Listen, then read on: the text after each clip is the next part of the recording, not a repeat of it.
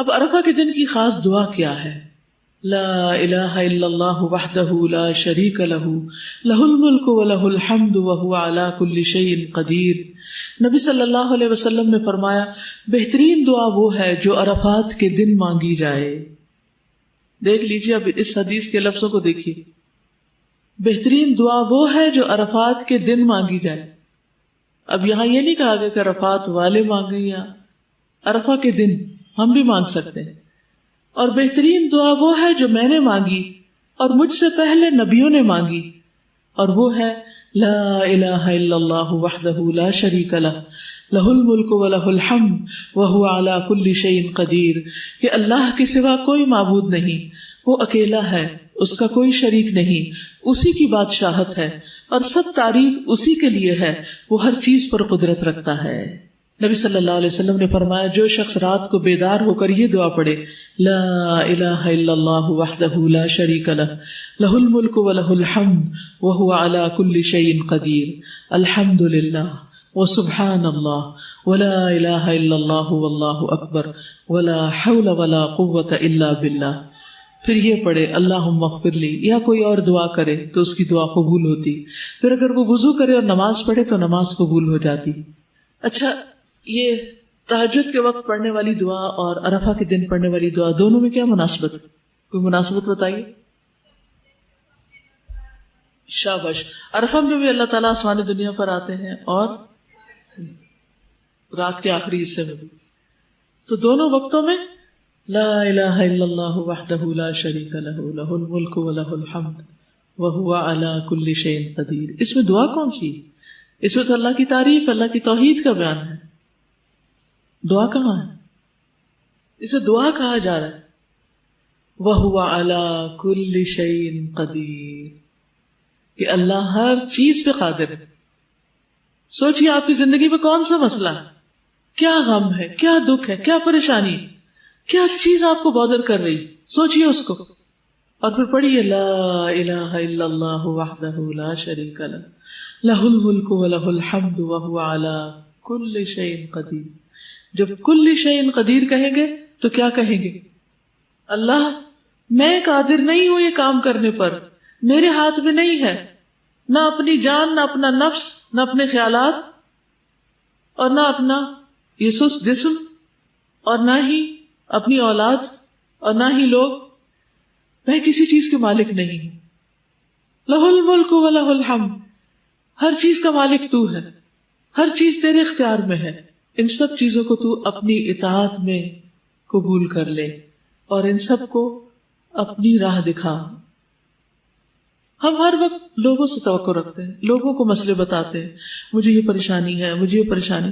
ہم نے کتنی بار اللہ کو پریشانی بتائی؟ ہم لوگوں کو فون کرتے ہیں، لوگوں کو میسج بھیجتے ہیں، اپنی پریشانیوں کے دکھ سناتے ہیں، وہ سنتے ہیں یا نہیں سنتے، پڑھتے ہیں یا نہیں پڑھتے، پڑھتے ہیں اور جواب دیتے ہیں یا نہیں دیتے، اور پھر بھی انہیں کو سنائے چلے جاتے ہیں۔ تو ایسے تمام اوقات میں ہمیں کیا کرنا چاہیے؟ چھوڑ کے لوگوں کو اللہ کی طرف متوجہ ہونا چاہیے، اور یاد رکھیے جب تک اللہ کی طرف متوجہ نہیں ہوگے مسائل حل نہیں ہو سکتے۔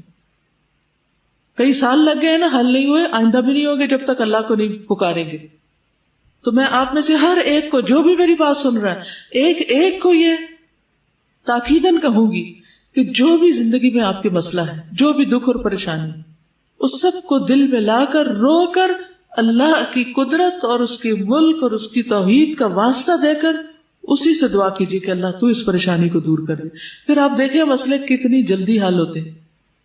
بندے کسی چیز پہ قادر نہیں ہیں، جو قادر ہے اس کو پکاریے۔ اور میں ہمیشہ سوچتی ہوں اللہ تعالیٰ اس وقت کیا سوچتا ہوں، کیا کہتا ہوگا کہ کام تو میں کر سکتا ہوں اور بتا یہ لوگوں کو رہا ہے جو کسی چیز پہ قادر نہیں، سب کچھ تو میرے اختیار میں ہے اور دیکھ یہ لوگوں کی طرف رہا ہے۔ یہ تو ایسے ہی ہے نا جیسے ہمیں سخت پیاس لگی ہو اور جس شخص کے ہاتھ میں پانی کا گلاس ہو اس کو اگنور کر کے دوسروں کو کہے پانی پلا دو، پانی پلا دو، جن کے ہاتھ میں پانی ہے ہی نہیں۔ بتائیے بندوں کے ہاتھ میں کیا ہے؟ کچھ بھی تو نہیں۔ پھر کیوں نہیں ہم اللہ کی طرف راغب ہوتے؟ کیوں نہیں اس کی طرف توجہ کرتے؟ تو آج آپ نے کثرت سے جو ذکر کرنا ہے اور جو دعا بار بار پڑھتے رہنا ہے وہ یہی دعا ہے. اور اس کو سامنے رکھ کے 3 دفعہ پڑھا، 5 دفعہ پڑھا، 7 دفعہ پڑھا. پھر اس کے بعد جو دل میں دکھ ہے، غم ہے، پریشانی، پھر اس کا ذکر کیا. اللہ میرا یہ دکھ دور کر دے، اللہ میری یہ ضرورت پوری کر دے، اللہ میری پریشانی دور کر دے. پھر آپ دیکھیں گے کہ کیسے مسائل حل ہوتے ہیں. ایک بار پڑھنے سے بھی اگر دعا قبول ہوتی ہے تو بار بار پڑھنے سے کتنی بار قبول ہوگی اور کتنی زیادہ قبول ہوگی. رسول اللہ صلی اللہ علیہ وسلم نے فرمایا، جو شخص صبح کے وقت یہ کہہ لے لا الہ الا اللہ وحدہ لا شریک لہ لہ الملک ولہ الحمد وہو علی کل شیء قدیر، تو اسے اولاد اسماعیل میں سے ایک غلام آزاد کرنے کا ثواب ملے گا. گویا صبح صبح صدقہ کر دیا آپ نے، اور اس کے لیے 10 نیکیاں لکھی جائیں گی، اور اس سے 10 غلطیاں مٹا دی جائیں گی، اور اس کے 10 درجات بلند کیے جائیں گے، اور شام تک وہ شیطان سے حفاظت میں رہے گا. اور اگر شام کو کہہ لے تو صبح تک اس کے لیے یہی کچھ ہے. تو ویسے تو عادت بنا لینی چاہیے 33 دفعہ سبحان اللہ، 33 دفعہ الحمدللہ، 33 دفعہ اللہ اکبر، اور 34ویں بار لا الہ الا اللہ وحدہ لا شریک لہ لہ الملک ولہ الحمد وہو علی کل شیء قدیر. اور جو 10 بار پڑھے اس نے گویا 4 غلام آزاد کیے. پھر اسی طرح جو 10 بار یہ پڑھے جس میں بیدہ الخیر یحیی و یمیت کے الفاظ بھی شامل کر دیے گئے ہیں، تو جو یہ پڑھتا ہے اس کے لیے 10 نیکیاں لکھی جاتی ہیں، 10 گناہ معاف ہوتے ہیں، 10 درجات بلند ہوتے ہیں. یہ کلمات اس کے لیے ہر ناپسندیدہ چیز اور شیطان مردود سے حفاظت کا ذریعہ بن جاتے ہیں.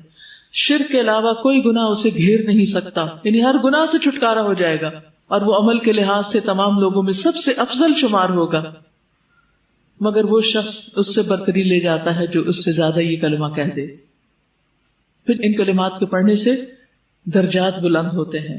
100 بار پڑھنے کا اجر کیا ہے کہ شیطان سے حفاظت رہتی ہے، اور کوئی شخص اس سے بہتر عمل نہیں کرتا جو کلمہ 100 بار یہ پڑھ لے. کوئی شخص اگر عام دنوں میں نہیں پڑھے تو اللہ کی رضا کے لیے آج تو کم از کم 100 بار اس کو ضرور پڑھ لیں. پھر اسی طرح مغرب کی نماز کے بعد خاص طور پر حفاظت کے لیے کلمہ بہت مفید ہے. رات سے ڈرتے ہوں، اپنے گناہوں سے ڈرتے ہوں تو یہ کلمہ پڑھیں، جتنے بھی گناہ ہوں گے اللہ تعالیٰ معاف فرما دیں گے.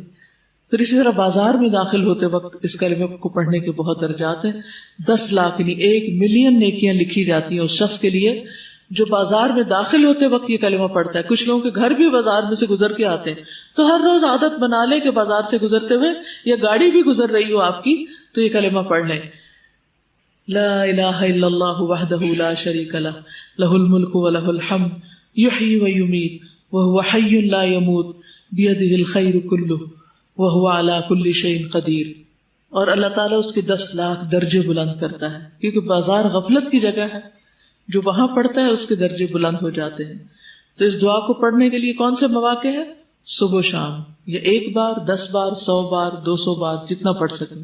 سوتے وقت 1 بار، رات کو آنکھ کھلنے پر 1 بار، بازار میں داخل ہوتے وقت 1 بار، ہر نماز کے بعد 3 بار، مغرب کی نماز کے بعد 10 بار، دوران سفر 1 بار، صفا مروہ چڑھتے وقت 3 بار، اور عرفہ کے دن ان گنت بار.